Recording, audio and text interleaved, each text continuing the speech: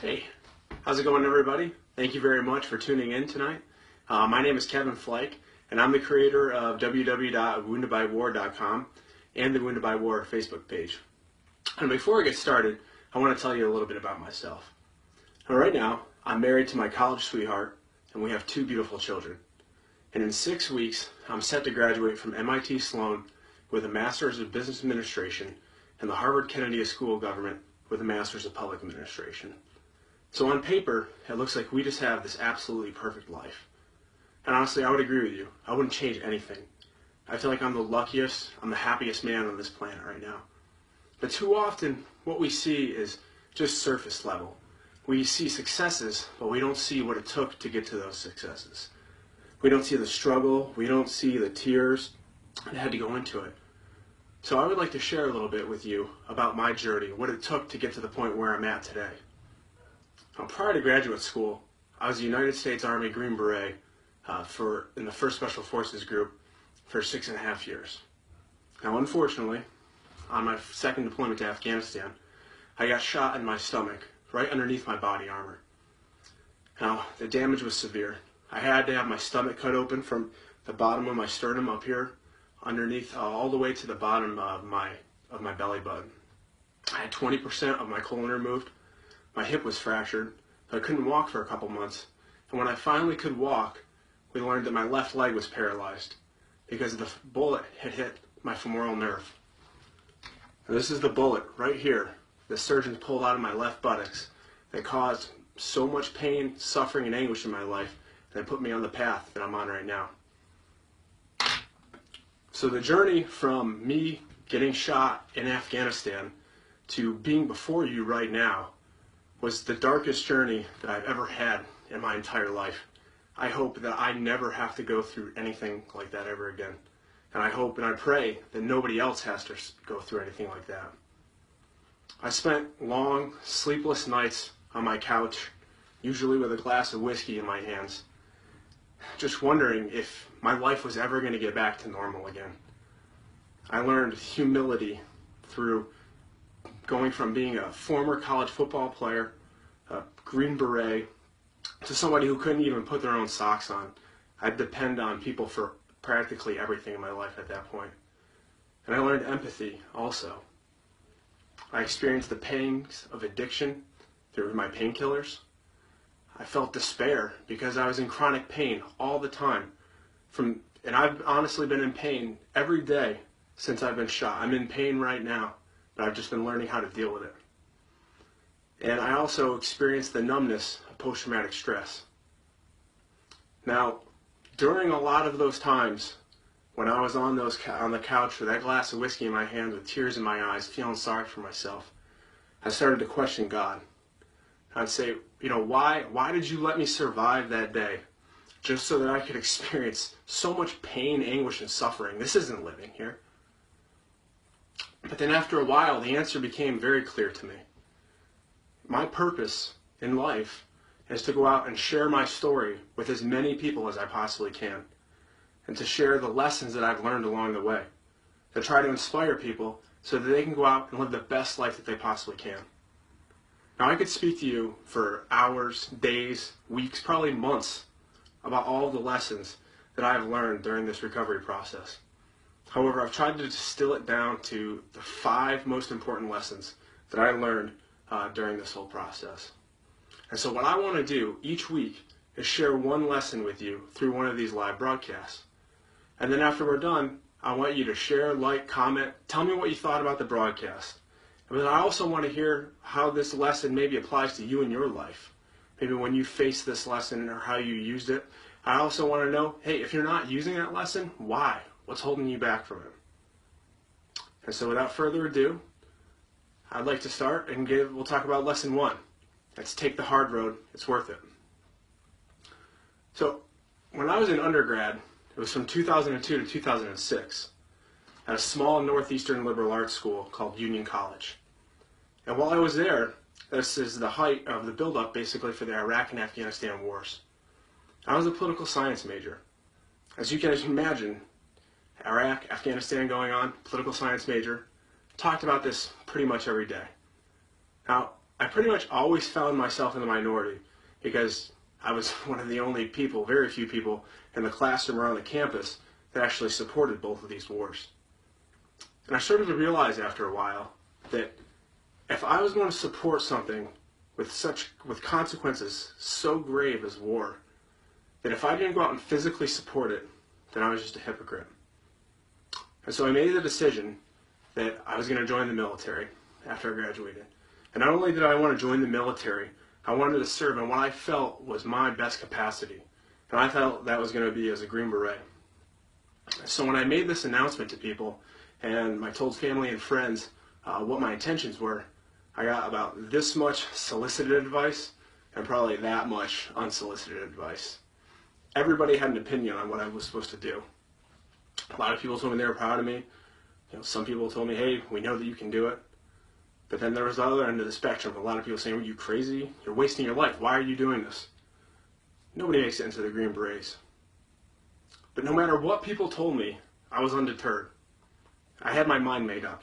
I knew that that's exactly what I needed to be doing with my life, especially at that point. And especially because I was so vocal in my support of those wars. And so on March 7th, 2007, I found myself in the Albany, New York International Airport. And I was a young 22-year-old man who was just a former college football player, captain of the team, getting ready to go start Special Forces training. And all of a sudden, I just start crying uncontrollably in the airport. The weight of the situation just crashed down on my shoulders. And it was just like everything. I didn't know. Everything was so uncertain. I didn't know if I was going to make it through Special Forces training. I didn't know what the future held. But the only thing I did know, there was probably going to be some pain, suffering, misery, and trips to Iraq and Afghanistan. Now, at that point, I had the toughest decision I had ever had up until that point in my young life. Do I take the easy road or do I take the hard road? Do I take the easy road and do I walk out of that airport? Or do I take the hard road and I get on that plane and I go start this journey for Special Forces training down at Fort Benning, Georgia? Now my mind and my body was telling me, like, get the hell out of this airport right now. You're crazy. Why are you doing this? Why do you want to put yourself through this? But my heart and my gut told me that I needed to get on that plane because I supported these wars, and that's what I believed in. About 12 hours later, after I got on that plane and I arrived at Fort Benning, Georgia, I realized pretty quickly I had indeed chosen the very hard road. And so for the next 2 years, I spent my time training, basic training down at Fort Benning, Airborne School, and the Special Forces course up in North Carolina. And during that time, I was pushed physically and mentally beyond anything that I had possibly even thought. I had no clue that I could go an entire week without eating and not sleep for 3 days on the back end of that week. And at one point, the training was so severe that I lost 30 pounds in 1 month. I kind of wish I could still do that right now. But at the end, when I stood in formation and I put this Green Beret on for the first time, I was vindicated. I didn't listen to any of the naysayers, and I had taken the hard road, and it was absolutely worth it. It was one of the best feelings I'd ever felt in my entire life. I was so happy that I learned that to take the hard road at such a young age because it's played such a pivotal role in my recovery from my injuries from Afghanistan. Now, we found out that my left leg was paralyzed because the femoral nerve had been damaged. And we knew that if anything was going to happen, there needed to be some type of surgical intervention. But there was only one place in this country that would take the case, and that was the Mayo Clinic in Minnesota.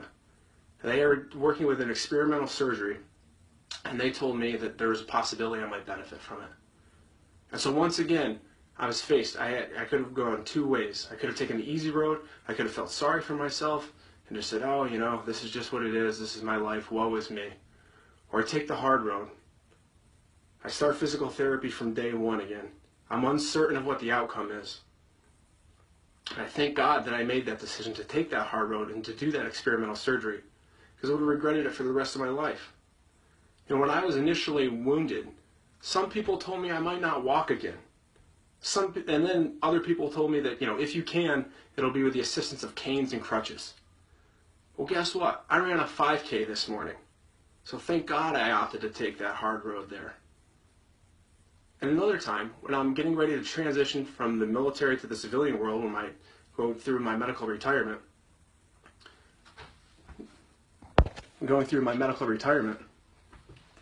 I was once again faced with a hard road. I told people that I wanted to apply to schools like Harvard and MIT. People laughed at me. They said, "You have no business going there." They were probably right. I probably did have no business going there. However, I knew that deep down that that's exactly what I needed to be doing at that time. And so I put my applications in, and then when my answers came back, I was waitlisted at MIT. And I got rejected at the Harvard Kennedy School. But when I got that wait list from MIT, I took a deep breath. I didn't take the easy route and feel sorry for myself and say I gave it my best shot. No, I took the hard road. I bought a plane ticket from Seattle to Boston. I walked up to the admissions office unannounced and said, "What do I need to do to get into your school?" And 3 months later, I had an acceptance letter in my hands.